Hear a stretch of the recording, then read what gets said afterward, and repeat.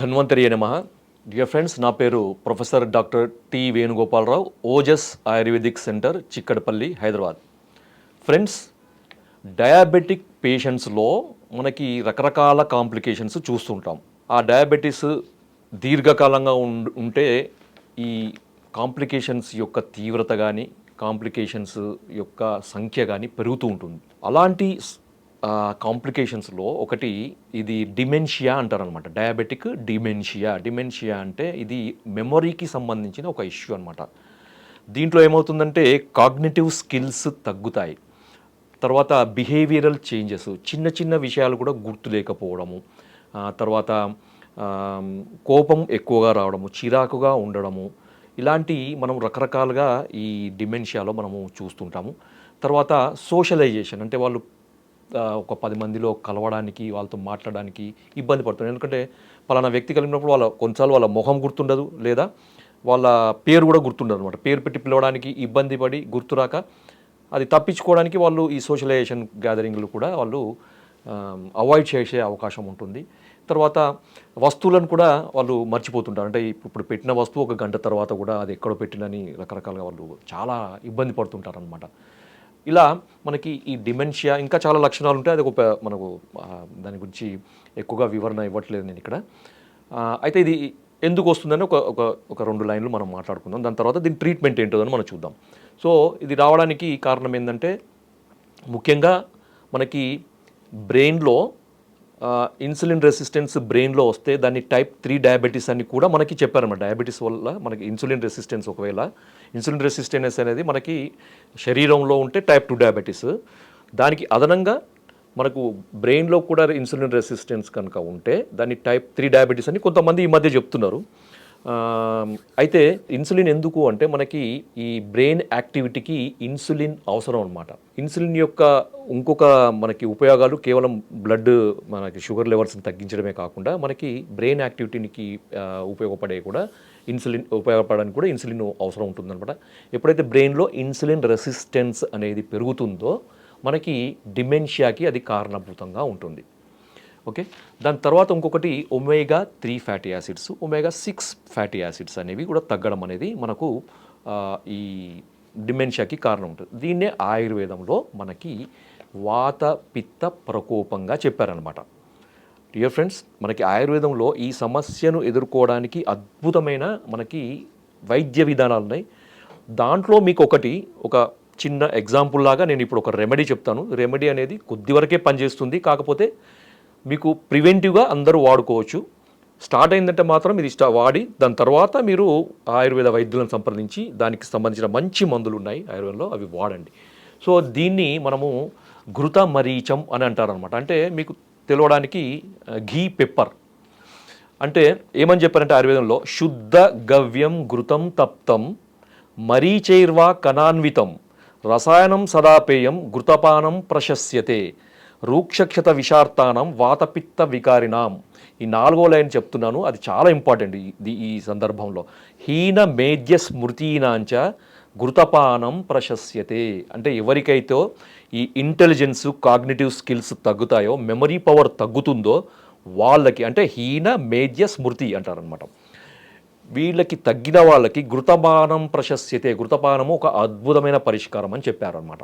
అది కూడా మనకి క్షీర మనకు మరీచ కణాన్వితం అని చెప్పారు కదా. మరి ఇది ఎలా చేసుకోవాలి అంటే మీరు ఒక 1/2 లీటరు మంచి, ఇక్కడ ఎందుకన్నారంటే శుద్ధ గవ్యం ఘృతం, ఆవు నెయ్యిని మాత్రమే తీసుకోవాలి. గవ్యం అంటే ఆవు, ఘృతం అంటే నెయ్యి. గవ్య ఘృతం అంటే ఆవు నెయ్యిని మాత్రమే తీసుకోవాలి. వేరే నెయ్యిలతోని ఎటువంటి ఉపయోగాలు ఈ సందర్భంలో ఉండవు. కాబట్టి మనకి డయాబెటిక్ డిమెన్షియాకు అవసరమైనది మనకి ఒరిజినల్ జెన్యూన్ ఆవు నెయ్యి ఒక 500 గ్రాములు తీసుకొని దాంట్లో మనకి శుద్ధమైన మిరియాలను, అవి ఎంత అంటే ఒక 100 గ్రాముల మిరియాలను దంచి మీరు గిన్నెలో వేసి, ఈ నెయ్యి గిన్నెలో వేసి దాంట్లో ఒక 100 గ్రాముల మిరియాలను దంచి దాంట్లో వేసి ఒక 15 నుంచి ఒక 20 నిమిషాలు సన్నటి మంట మీద మరిగించండి చాలు. దాని తర్వాత దాన్ని వడపోసేయండి. వడపోసి అది చల్లారించిన తర్వాత మీరు ఏదైనా కంటైనర్లో మీరు దాన్ని భద్రపరచుకోండి. ప్రతిరోజు కూడా ఒక వ్యక్తిగత అవసరాన్ని బట్టి లేదా ఒక వ్యక్తి యొక్క జీర్ణ శక్తిని బట్టి, ఆకలి శక్తిని బట్టి, మంచి ఆకలి ఉన్న వాళ్ళకి దీన్ని 3 స్పూన్లు ఒక అర గ్లాసు గోరువెచ్చని నీళ్ళు, అంటే తాగగలిగేంత వేడి ఉన్న నీళ్ళలో ఒక 3 స్పూన్ల ఈ ఇప్పుడు తయారు చేసిన ఈ పెప్పర్ ఘీని వేసి పరగడుపున ప్రతిరోజు తాగాలన్నమాట. తాగిన తర్వాత తక్కువలో తక్కువ ఒక గంట వ్యవధి ఇవ్వాలి. ఎందుకంటే ఘృతము, ఆవు నెయ్యి డైజెషన్ కావడానికి కొద్దిగా టైం పడుతుందన్నమాట. సో అంత టైం మనకి ఇవ్వాలన్నమాట. ఇది వ్యక్తిగత అవసరాన్ని బట్టి కొంతమందికి 2 స్పూన్లు అవసరం ఉంటుంది, కొంతమందికి ఒకటే స్పూన్తోనే మనకి ఈ జీర్ణశక్తికి సరిపోయేంత ఉంటుంది. కాబట్టి 1 నుంచి 3 స్పూన్ల వరకు ప్రతిరోజు కూడా తీసుకోవచ్చు. ఎంతకాలం తీసుకోవాలంటే మీకు ఎంతకాలం తీసుకున్నా దీనివల్ల నష్టమే ఉండదు, ఇంకా ఉపయోగాలు ఉంటాయి. ఎందుకంటే మనకి ఆవు నెయ్యిలో ఆవు నెయ్యి అనేది భగవంతుడు మనకు ప్రసాదించిన ఒక అద్భుతమైన ఔషధం అన్నమాట. దాని యొక్క విలువ తెలియక మనకు ఇన్ని రోజులు మనకు ఆయిల్ అని, ఈ ఆయిల్ అని, తర్వాత కొలెస్ట్రాల్ నెయ్యి కొలెస్ట్రాల్ పెరుగుతుంది మన మీద ఒక తప్పుడు అభిప్రాయాన్ని మనకి క్రియేట్ చేసి మనకు ఈ ఘృతాన్ని, మనకి ఈ నెయ్యిని దూరం చేశారనమాట. ఇప్పుడు మళ్ళీ తెలుసుకొని మళ్ళీ ఘృతం, ఈ ఆవు నెయ్యి వాడండి అని చెప్తున్నారు. ఎందుకు అంటే దీని యొక్క మీద రీసెర్చ్ జరిగిన దాన్ని బట్టి వాళ్ళు చెప్తున్నారు.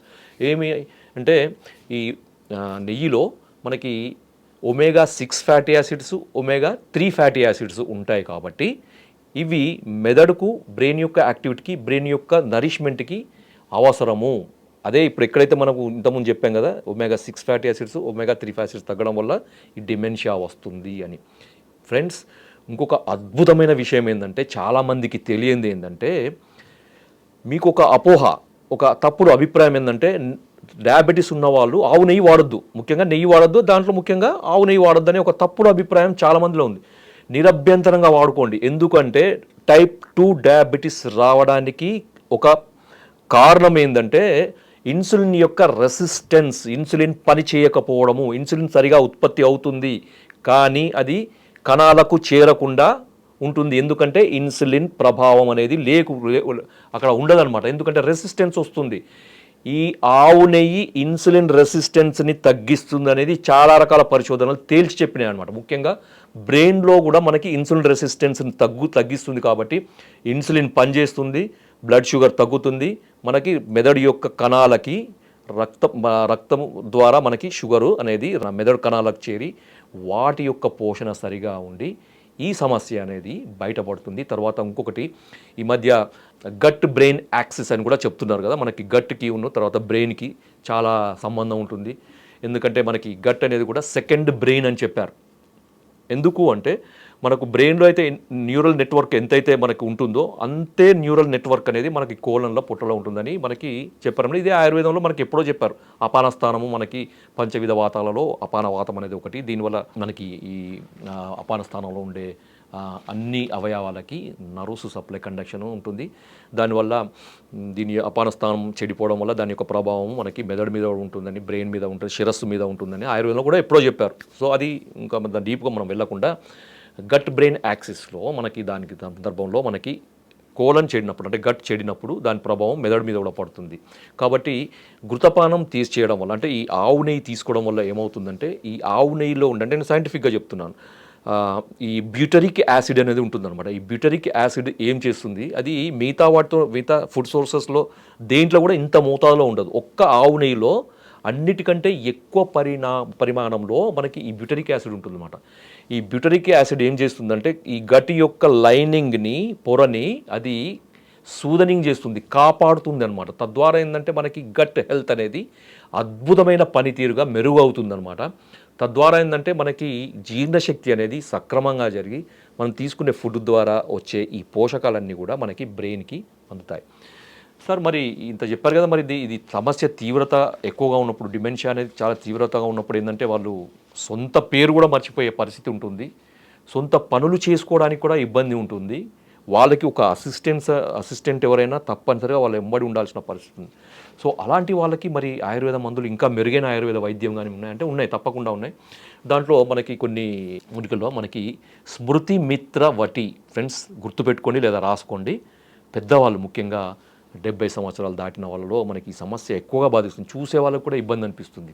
బాధపడే వాళ్ళకే కాదు, అనుభవించే వాళ్ళకి కాదు, చూసే వాళ్ళకు కూడా, తర్వాత వాళ్ళకి సేవ చేయాల్సిన భార్యలు కానీ, పిల్లలు కానీ, వాళ్ళందరికీ కూడా ఒక రకమైన ఇబ్బంది అనమాట. వాళ్ళకు కూడా ఎంతోమంది అంటే వాళ్ళ జీవితంలో ఎన్నో కష్టాలు పడి ఎన్నో పిల్లలకు పెళ్ళిళ్ళు చేసి బరువు బాధ్యతలు అయిపోయిన తర్వాత ఒక ప్రశాంతమైన జీవితం గడుపుదాం అనుకునే సమయంలో ఇలాంటి సమస్య వచ్చినప్పుడు చాలా ఇబ్బందికరంగా ఉంటుంది, చాలా ఎంబరాజింగ్గా ఉంటుంది చూసే వాళ్ళకైనా కానీ సేవ చేసే వాళ్ళకి కానీ. సో అలాంటి పరిస్థితిలో ఉన్న వాళ్ళకి ఈ స్మృతి మిత్ర వటి, మళ్ళీ చెప్తున్నాను, స్మృతి మిత్ర వటి. స్మృతి అంటే మనకి మెమొరీ పవర్, లేకపోతే కాగ్నిషన్ స్కిల్, తర్వాత మనకి ఇంటెలిజెన్స్, వీటన్నిటినీ కూడా స్మృతి కింద తీసుకున్నారనమాట. ఈ స్మృతికి మిత్రం అంటే మనకి అనుకూలంగా ఉండేది, ఒక సహాయకుడిలాగా, ఒక ఒక స్నేహితుడిలాగా మనకి సహాయపడేది, దోహదపడే ఈ స్మృతి మిత్రవటి. అది మేము మా ఆయుర్వేద వైద్యుల యొక్క టీం దాన్ని తయారు చేయడం జరిగింది. ఇది బయట ఎక్కడా దొరకదు, ఏ కంపెనీ ఇది తయారు చేయదు. మీరు ఎవరైనా కావాలంటే నా కాంటాక్ట్ నెంబర్ తీసుకొని నాకు కాల్ చేయండి, అది నేను పంపేయగలుగుతాను. వాడండి. పెద్దవాళ్ళకి, ముఖ్యంగా వయసు మీరిన వాళ్ళకి ఇది ఒక అద్భుతమైన వరప్రసాదం అనుకోవచ్చు. కాబట్టి మిత్రులారా, ఇంకా కూడా చాలా మెడిసిన్స్, ట్రీట్మెంట్స్ ఉన్నాయి. దాన్ని మీరు వైద్యులను సంప్రదించండి, లేదా ఓజస్ ఆయుర్వేదిక్ సెంటర్ వచ్చి నాకు అపాయింట్మెంట్ తీసుకొని వచ్చి కలవండి. మీ ఈ సమస్యకి మనకు శాశ్వత పరిష్కారం ఉంది. మన పెద్దవాళ్ళని ఈ సమస్య నుంచి దూరం చేయవచ్చు, వాళ్ళకి అనుకూలంగా ఉండే విధంగా ఈ సమస్యని మనకు పరిష్కారం చేయవచ్చు. జై ఆయుర్వేద.